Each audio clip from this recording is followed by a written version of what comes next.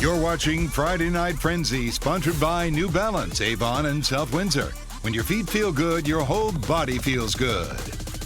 Welcome back to Friday Night Frenzy, the final show of our fall sports season. And just like so many of the kids who play high school sports in Connecticut, wishing we would have had 2 or 3 more weeks to finish things off with state champions. Glenn Lungarini is with us, the executive director of the CIAA. And the idea, Glenn, that Connecticut kids should have the chance to play for a state championship, isn't that a big part of anything that you hope to propose for both winter and spring sports coming up? Joe, we're very aware of what the kids lost last year, especially when we think about the winter and spring. And we'd like as much as possible to give them those experiences. So, particularly those juniors last year don't lose out on 2 years. So boys basketball, girls basketball, ice hockey, and boys swimming lost their winter championships last year. And of course, our spring athletes lost the entire spring. So as much as possible, those are going to be priorities for us.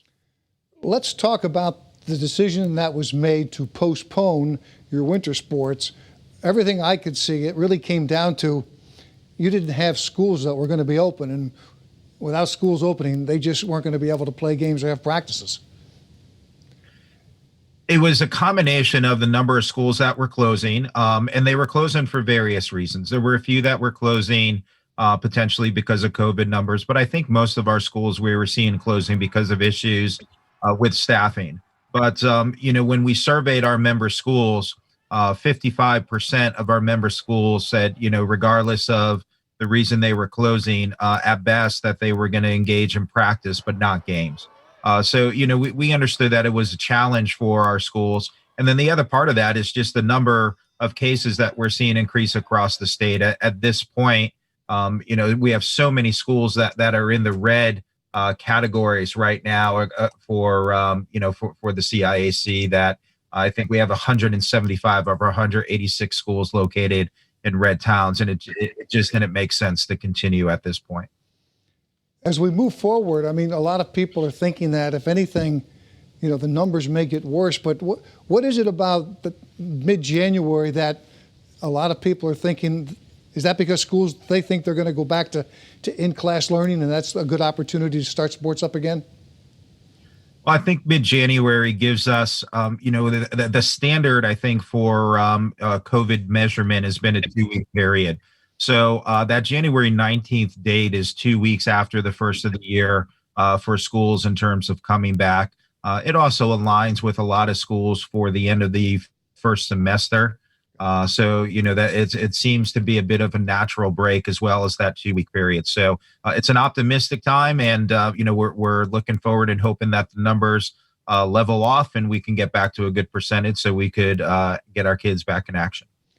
Now, I know you haven't made any decisions yet about the length and all that, the upcoming seasons, but the numbers are obvious. If you take 6 weeks off the front of the start of the winter season, you can't really bury that, extend it, because you don't get 6 weeks on the back end and go into August. So I'm assuming now you guys are thinking again of maybe a little comprised schedule somewhere, either winter or spring, something that you did in the fall. The exercise we're going through now is that, we have from January 19th until, the end of June. Realistically, we're thinking about the, second week, maybe into the third week of June to play the sports that we have left. So that's going to include the winter sports, the spring sports, and finding a place for football. As we do that, as we said with our priorities, I think the way to do that is to plan backwards a little bit. We're looking at trying to determine what the best place to fit is a full spring season in or close to a full spring season, and then work back to a winter season and then find what works with that interim season in between there. That alternate football season that we talked about, actually a spring season, it's locked in there toward, I think, mid-February, mid-March. And I remember saying to you back when that decision was made, if some of these winter sports get blown out, we may be playing a whole lot of sports in that same window. Is that going to be a consideration if something happens and these winter sports don't get a chance to play starting in January? We're going to have to see what happens with the recommendations. We've really had great conversations with Governor Lamont's office and DPH. Commissioner Gifford has been terrific in working with through the winter months here as well. I think we're pretty well aligned with the governor's office and DPH on the thinkings at this point. So again, the sports that we have running or looking to run in the 19th, we want to really evaluate and continue to collaborate with the governor's office and DPH to see where we are with high risk sports. That'll be a big determining factor in what can actually start January 19th or early February. But we'll adjust as we need to. Again, we want to get those kids those experiences. We do expect to be playing sports again. We will get some experiences for our kids, and if it has to wait a little bit longer, that's okay. One last thing before we go. I know you guys do a lot of collaborating, a lot of questioning. What's the one thing maybe that really worked well for you in this fall season that you'll be able to use going forward as you plan your other sports? Just keeping up good communication with our athletic directors, our member schools, and relying on the Connecticut State Medical Society Sports Med Committee.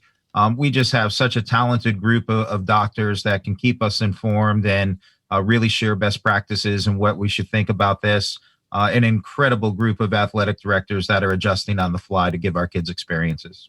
All right, Glenn, thanks for staying up. You got a lot to do. You got a little bit of time to think about it.